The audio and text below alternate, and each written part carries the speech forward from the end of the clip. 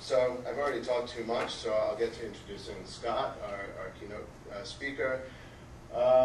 Scott's had several startups over the years that I've known about, including Photolog and, of course, Meetup.com. What's really cool about Meetup.com, I think, is it's the first widely adopted site where people actually use the internet to meet in real space. And I'm really grateful for Scott for putting that together because it's a great site. And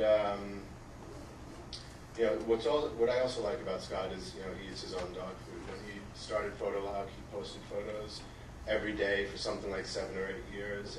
And of course, he started the New York Tech Meetup using Meetup.com. And I also think it was very cool when you decided it was time to hand it off.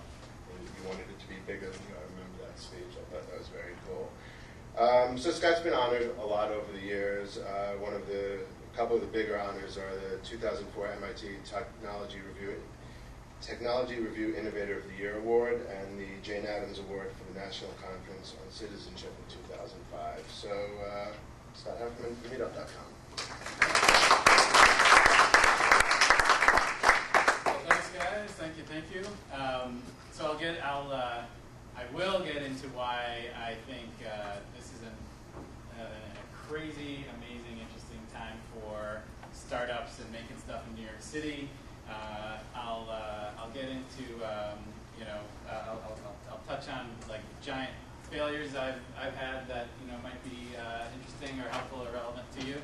But let me kick off by giving I'll kick off by saying why I'm excited to get to chat with NYU peeps here because I have a little storied past with NYU, and that is that when I was growing up in Illinois, the one school I wanted to go to was NYU, and I had really shitty grades and really shitty test scores,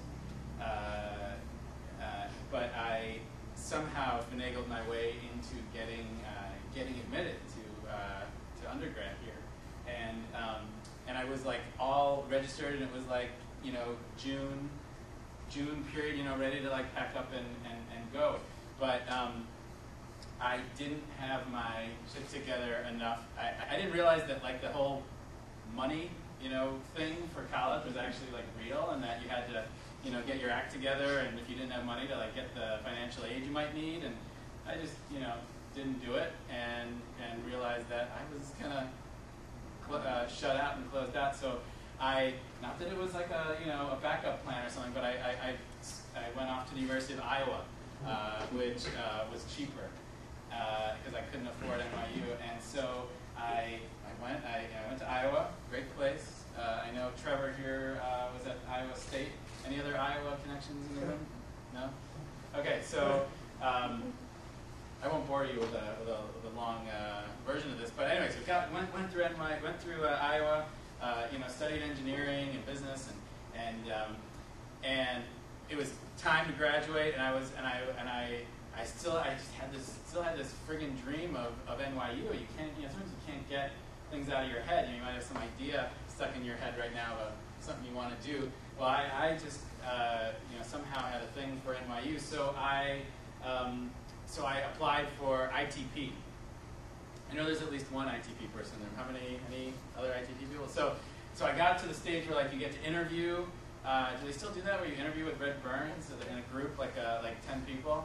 And I did that, and with bated breath, I got my letter in the mail, and I didn't get in. So basically, I got rejected by NYU there, and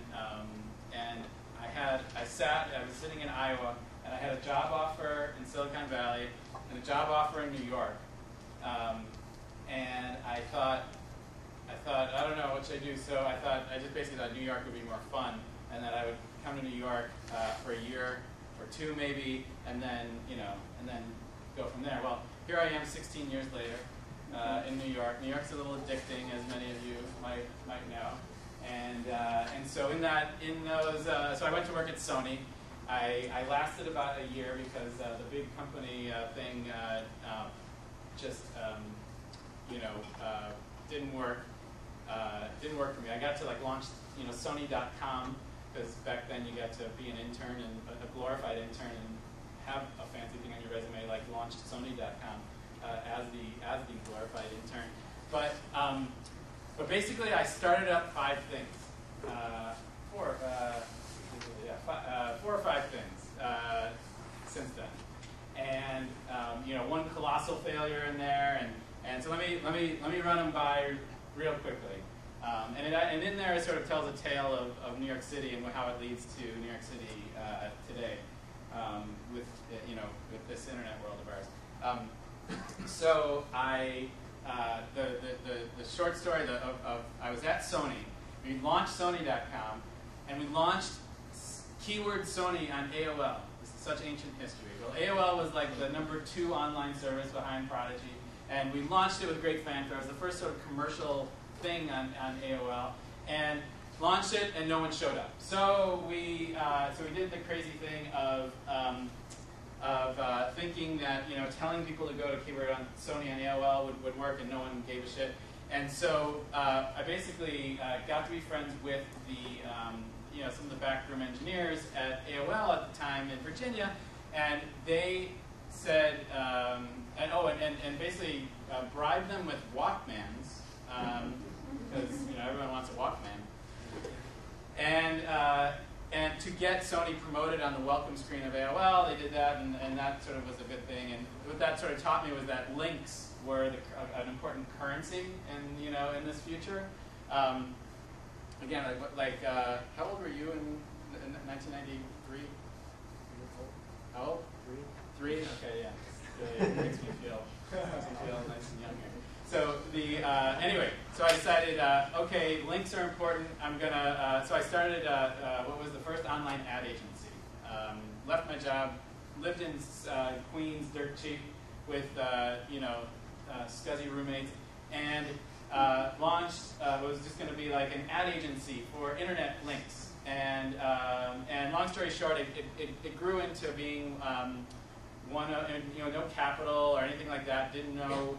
Never heard what a VC was, but when it was just me, the royal we, as they say, working out of this apartment, Ad Age magazine thought, oh, this is interesting, an online ad agency. So they run this piece on iTraffic, the name of this ad agency that I was starting. Well, I get a call from a guy named Brad Burnham, an email from a guy named Brad Burnham, who said that he's a venture capitalist. And I never heard that phrase, didn't know what that meant. And so I met him. I met him for breakfast, and this is in 1994. And he basically said we struck up this nice relationship. He thought what I was doing was nice, but it's not the kind of thing a VC or an investor would invest in. And so built up this company. I'll sort of cut to the chase on something here, which is Brad Burnham partnered with Fred Wilson to start something called Union Square Ventures, and I stayed in touch with Brad. Every year or so we'd have breakfast over the course of those 15 years, and Brad then invested in Meetup just last year, a year and a half ago. Invested a lot of money at a semi-later stage for Meetup, which there's kind of a lesson in there, which is these contacts you make by being a part of things like you're doing right here now today, or the things you're doing this week.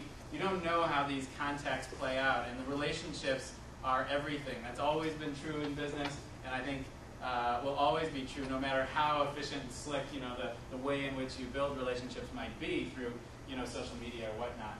And so anyway, so there I was. And so just a kid in an apartment, and by just hooking up with really good people, not Brad Burnham at the time, but hooking up with really good people as this punk in an apartment in Queens built up an ad agency.